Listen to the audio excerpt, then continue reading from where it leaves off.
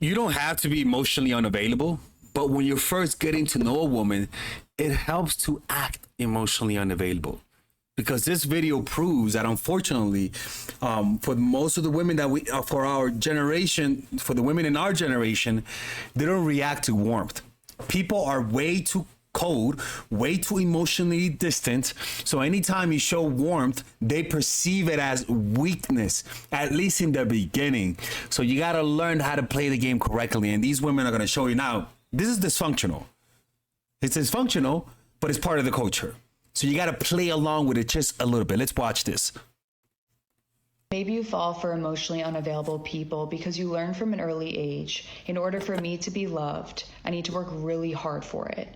In order for me to be loved, I need to give them way more than they give me. If this role is what feels familiar to you, you're naturally going to be drawn to it because it feels like home to the body. The mind says, okay, I have seen this before. I know how this goes. And there's comfort and safety in that knowing. When we can start to notice that this is what's happening, we can pause and question it. Should being loved feel this hard? You keep on attracting these emotionally distant and emotionally unavailable people because the experiences that you've had with those type of people before have now conditioned you to seek these similar dynamics. This is why, if you want to know whether or not this strategy works on her, just find out the dynamics between her and her parents. If, for example, right, let me give you an example. If she's rich, makes a lot, her dad and her mom are very, very, very rich, you could almost be sure you could rest assured that acting distant is going to work on her, because most likely she was raised by her nanny, most likely she was raised by her phone, and she doesn't have connection. So you trying to be warm and happy and nice is something that's weird to her. She's used to the distance. That's her version of love. So then once you see that her dad wasn't there often because he worked a lot, her mom was an alcoholic, and so she was always in her room. Well, then the solution for you is to neglect her, is to break promises, right? But remember, it comes at a cost, because she's gonna want to get revenge on your ass eventually, and she's gonna try to play you. So eventually, it's gonna get toxic. But if you're in it just for the poom poom, then you could be there long enough. You could stay long enough before she starts acting manipulative, and then that's when you bounce. And similar dynamics bring this sense of familiarity, and familiar may not always be fulfilling, but it's comfortable in some instances. Now, because an emotionally unavailable person has this distance in their behavior, a lot of times you feel like you have to constantly chase and pursue them. So if you're a person who feels like love has to be earned, they're going to trigger those feelings that you need to earn their love. And then to add to that point, if you're looking and saying, I keep attracting this type of person, look and see if you're looking at the potential over the reality. Because sometimes you feel as though, if I love this person enough, if I do these certain things, if I go above and beyond, if I just do whatever it is that I feel like they need from me, eventually they'll open up. Almost like I can crack the code. No, honey bun, stop trying to crack the code, okay? If you see that this person is emotionally unavailable, it's not just saying a lot about them, it's saying a lot about you as well. You need to see exactly what your subconscious patterns are, preferences as well, and what your unconscious beliefs are. We're gonna go to a quick little commercial break. Now, if you guys enjoy this type of content, check out my course, Dark Game, or like I like to call it now, the Complete Man. It's a course that I created for guys who have no idea how to get women in their lives. As you guys can see, I have attracted a life that brings women into my life. I do a lot of social events, art events, meditation events, and I don't do that to get women. But what I notice is that it gets women into your life, right? And in this course, I teach you guys how to do this. I teach you. So that means even if you're friend zone, if you're the type of person that lacks assertiveness, if you were raised by a single mom and you didn't know how to get women, well, this is the course for you. It teaches you how to overcome approach anxiety, how to take action, because a lot of times you watch these videos and you don't know how to take action, how to break patterns, how to build social circle, a pickup artistry course, right? Understanding your dark side, a bunch of things that helps a guy improve their dating life, right? Where we talk about how to find your purpose, female nature, the mindset game, the outer game, right? How to get her number, how to damage control, how to create competition, first date, using vulnerability, online games, social circle game, how to get threesomes. I mean, the whole shebang bang, right? And the beauty about this course is that there's a 30-day money back guarantee. If you don't like it, you could just let me know and get a refund. There's the basic course, which is $99, and then there is the one with the bonuses, like what that I just read to you. So just look through the sales letter, and there's actually some free clips that you guys can watch, right? I think so, right?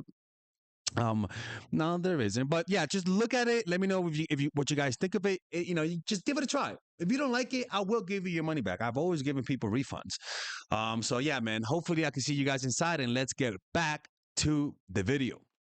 If we have low self-esteem, we kind of see as that this is supposed to happen. Nobody's supposed to just overly adore and love us. That's probably not going to happen. It's normal that we get treated like this if that's your low self-esteem.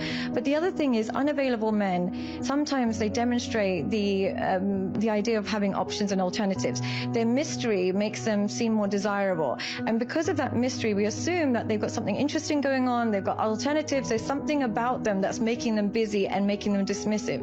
When we really realize that it's actually they're just emotionally immature. So notice how there's a positive assumption to your distance and to your coldness. It's not that you're neglectful. It's just that, man, you must be so interested that you don't have time to text me. You must be so busy and your life must be so awesome that you forgot that we had a date today.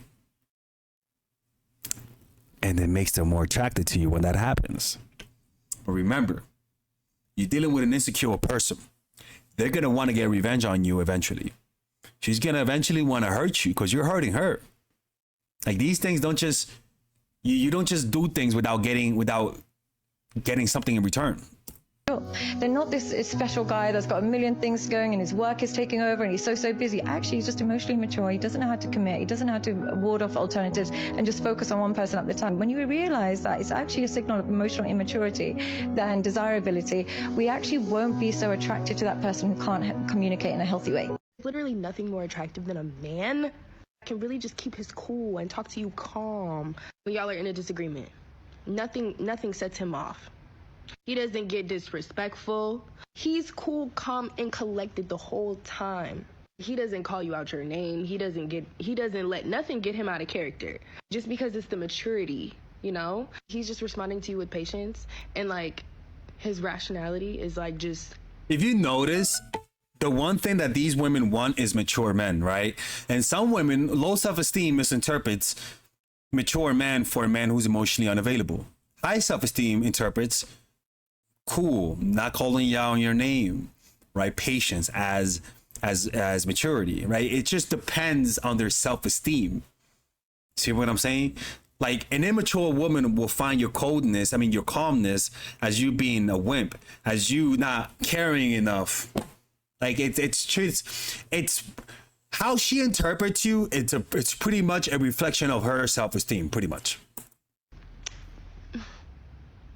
It really just brings out the feminine in you. Here are 3 steps to make any girl miss you. Give her space. By creating some distance, you give her the opportunity to wonder where you are and what you're doing. A little mystery is good. Prioritize your own life. Focus on your work, fitness, friends, and family. This demonstrates independence, which is highly attractive to women. Share it. Post here and there about the things you're doing. She'll see that you live an interesting and fulfilling life and want to be a part of it. This is why women are attracted to men who don't care. A confident man who is self-aware and does not concern himself. Who is the most quietest man in the room. Like, it just kind of like, it makes you seem like a little bit more mysterious. And as a woman, we're naturally curious.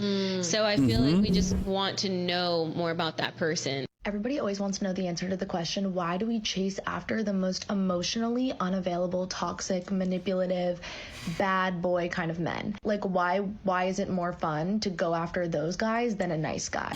And the answer is twofold. Number one, you're immature. Time you let them up with or sleep with. You're immature and you don't have context, right? You don't know how these guys are. But also it could be that you just have no purpose in life and you need something to stimulate you. Let's see what she says. And the answer is twofold. Number one, the first time you like hook up with or sleep with or go on a date with like the object of your affection or your crush, like you feel validated, you feel affirmed, it feels really good. If it was harder to attain that person, or they have a reputation, or they weren't super nice or easy to attain, it's going to feel better when you get that first date, first sleepover, first kiss, first hookup. And that feeling has no longevity, so I'm not telling you to go after those kinds of people, but I'm telling you that's why we do it, because it feels better to attain the unattainable than it does to attain something in reach. Then secondly, most of us grew up watching these two and these two. And what do these two couples have in common? Toxic. But I'm not gonna lie, my heart goes pitter patter, pitter patter, pitter patter every single episode where they get together, where they're briefly together. The on again, off again toxicity is like, we put it on a pedestal because it is so like, there is like an adrenaline rush. Like tears come to my eyes when they finally get together after like all the bullshit. And the thing is that women who are sex addicts, they'll find these relationships more attractive because that's the one time they could get some fire dick. Like makeup dick, like I'm angry at you dick. To these women, to sex addicts, compulsive women, women with ADHD, oh my Lord. I think you gotta understand, artistic, compulsive women who have personality traits of guys, for example, like they play sports or they're very competitive, it comes with drawbacks. Oh yeah, they're attractive. Oh yeah, she's one of the guys, but she's also one of the guys. Like she might be addicted to sex, which usually leads to more cheating, usually leads to actually being good artists, very creative. So that creative girl that's really interesting, that can stimulate you, you can get that good pum pum, but if you want something more, then don't go to her, because you're gonna get hurt. And same with them. I wail. I cry like a baby. Season 2, episode 14. You are my lobster. I got off the plane. Like, come on. It's television excellence, but it's not sustainable. I'm all for a little fun with the bad guy, with the mean guy, like, you know, but I promise you it's not going to work out in the long run. And I don't know about these two or Blair and Chuck. I hope them. I wish them all the best, but you know what I mean. Yeah. The feminine urge to Damn, date someone who is you this know mommy? is toxic from the beginning, but you're addicted to emotional pain and don't want to break the cycle of living in a perpetual state of chaos and crisis. Yeah, she's crazy. Yeah, man. It's weird, right? Like women are weird. Not weird. It kind of makes sense when you understand the context and you understand human nature. You kind of understand why that is. But there's a caveat, like I always say: if you're ugly, then you gotta have power. Okay, you gotta have power. You gotta have power, social standings, or you gotta have some aura points through skills, being good at something, or being different than everyone around you. Like you could overcome ugly and height. You definitely could, but you know it takes work. That's the thing. It takes work to overcome ugly and height. It takes work. Anyways, man, let me know what you guys think about this, and I'll see you guys next time.